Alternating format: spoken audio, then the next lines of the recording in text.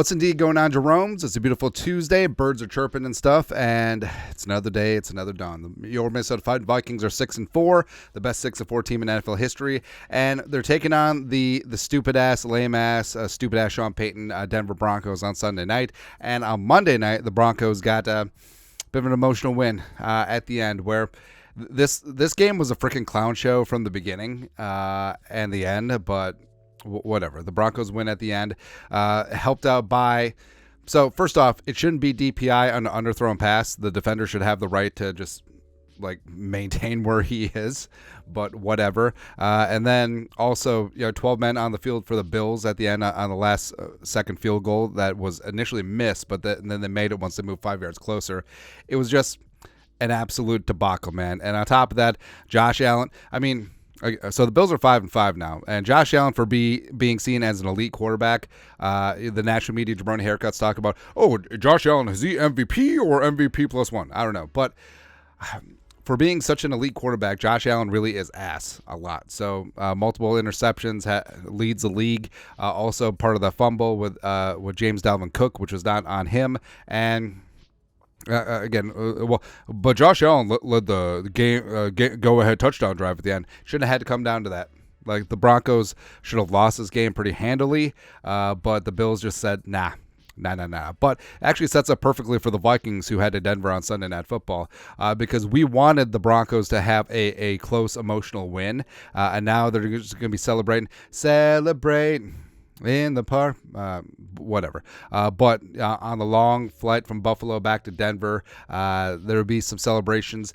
There will be some Chablis probably popped. Go ahead. On the short week, get overconfident, and the Vikings are going to come in and burn you to the ground. It's going to be fantastic, man.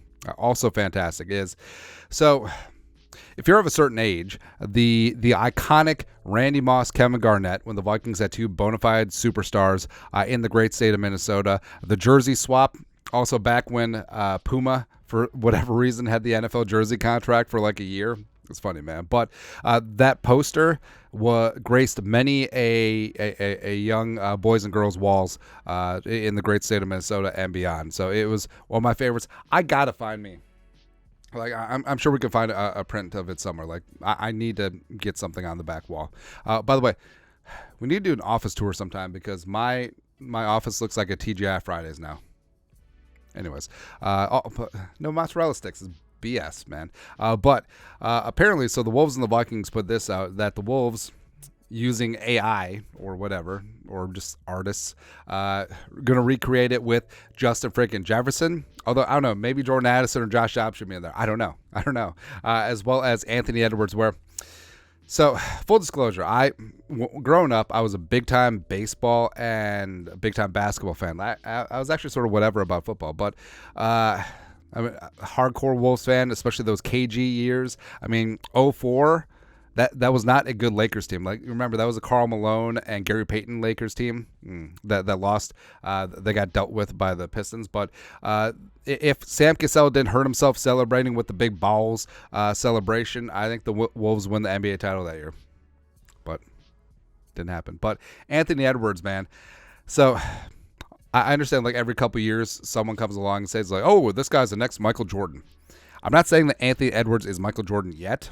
But in terms of his absolute just insane ability to take over a game, killer instinct, and just competitive drive, we're in the conversation, man. We are, and the Wolves are racked up and stacked up right now. It's great to see that. I'm a super casual basketball fan, but really happy for the diehard Wolves fans who suffered through, the JJ Barea era. It's rough, man. It's rough. Also, speaking of eras, so Anthony Barr era is back. So Anthony Barr, the first draft pick of the Zimmer regime, number 9 overall in 2014, coming out of UCLA as an edge rusher. But then he was turned into an off-ball linebacker, and he was a team captain, 4-time Pro Bowler. It's fantastic, and he's brought back because the Vikings need some help at depth along the off-ball linebacker ranks, as well as I actually think that he could help rushing the edge just a little smidgen as well. So I think that Anthony Barr, people are going to be like, oh, well, why did they bring him back in? he serves a purpose because the Vikings, with Jordan Hicks going down, they need some help at off ball. Ivan Pace is going to be there. Troy Dye is going to be there. Nick Candlelight Vigil can come up from the practice squad. Hopefully, Asamoah could actually be healthy. But Barr, I mean, can he be good depth in that spot? Yes. Are you going to rely on him being a starter? No. Also, I mean, he was adept at rushing the A gap when he was with the Vikings, when the Vikings did that famous double A mug look on third down with Zimmer. And you'll notice that Flores is starting to incorporate a lot more edge rushers rushing inside, whether that be Daniil, whether it be DJ Wanham, whether it be Josh Metellus on a blitz. And I actually do think that Barr could serve a purpose there. So I actually think that this is going to be a great spot. Contract details aren't out, but guaranteed it's going to be near league minimum, probably nothing guaranteed, and it's a complete free roll for the Vikings. I think Anthony Barr actually brings a lot to the table for the Vikings in this spot. And the Vikings actually need some help at edge rusher because Marcus Davenport, who's healthy for like 2 seconds. But, hey, I mean, Marcus Davenport was healthy for like 2 games, but he was actually kind of good. He was special. Andrew Kramer, Star Tribune. Marcus Davenport is eligible to return from injured reserve, but he won't this week, per Kevin O'Connell. Sometime after the high ankle sprain, Davenport underwent tightrope surgery. I don't even know what that means. They're just making up procedures now. The Vikings expect him back at some point this season. Now, you remember, Davenport sprained an ankle during practice. Talk about practice. The week 1 against the Buccaneers, he was out a couple weeks, and then he sprained the other ankle later on in the season and was placed on injured reserve. And, in his spot, DJ Wanham has done extremely well. But the Vikings, they need some depth for guys who can get after the passer as well. It can't just be Daniil and Wanham out there. And, again, Anthony Barr serves a dual purpose in that role. Guys are really stepping up. So, I mean, the Vikings offensive line has rounded into form as one of the best in the National Football League, and big time credit to Chris Cooper. And basically came in and was like, "Mama, I can change him." And then the Vikings drafted Ed Ingram. He was kind of ass, thank you, last year. But this season, after a rough start, he's really rounded into form. Vikings fan page pointed this out. Ed Ingram against the Saints, 0 sacks and pressures allowed on 41 pass blocking snaps. And again, I mean, the Saints defense ain't a bunch of slappies. Like, the Saints defense is really damn good, and the Vikings offensive line performed extremely well. And also performing well was Brian O'Neill, who had the tough task of going up against Cam Jordan, who generally plays that left defensive end side. Brian O'Neill versus the Saints, 41 pass blocking reps, 0 sacks allowed, 0 pressures allowed. And you notice that because, I mean, Granderson and Cam Jordan were pretty damn studly on the edge coming into the game. And the only time that Cam Jordan got mentioned on the TV telecast was when they're talking about how good his dad Steve Jordan was.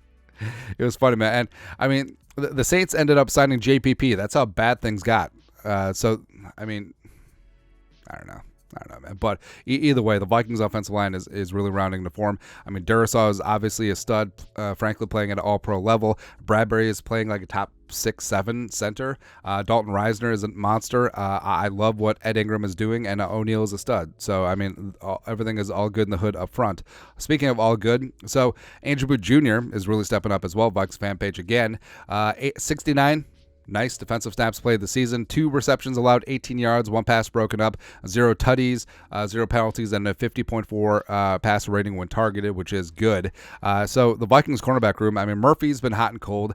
Caleb Evans has been a stud. Second-year former fourth-round pick out of Mizzou by way of Tulsa, as well as Booth Jr., last year's second-round pick, is starting to really step up. And so with Booth Jr. stepping up and Ed Ingram really coming into his own, I mean, maybe there's hope for Kwesi's supposedly very poop at 2022 draft class, even though people poo-poo on Lewisine still. It's all right. But it's interesting with Booth Jr., rookie third-round pick Mekhi Blackman, who's also playing extremely well. So Vikes Insider tweeted out some stats about Booth, who did well in the Saints game, and Mekhi Blackman quote tweeted, devil smiling emoji, "We remember what y'all was saying." And if you ever think for a second that athletes don't pay attention to what's going on social media, like they don't search, some athletes will act like they don't look at their ats or they don't search their own names. They do.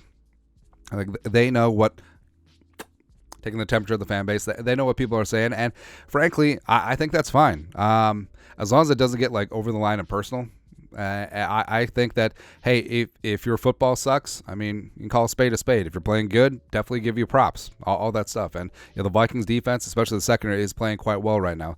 Also, so it's so weird because we're we Vikings fans are really caught up right now in Josh Dobbs mania, the Pastronaut and all that stuff, and it's a lot of fun. But I mean, we're only a couple weeks removed from Kirk Cousins playing at an MVP level, and then unfortunately popping his Achilles. He had a surgery, but everyone knew that Kirk Cousins is a class act, and he posted this on the gram. This is fantastic. So Kirk Cousins, Cooper, his kid, asked me to read to his school today as a kickoff book week with Pajama Day. We had a blast, and I don't know, just like Kirk's in there. He's got the purple cast on, purple cast, and he's just.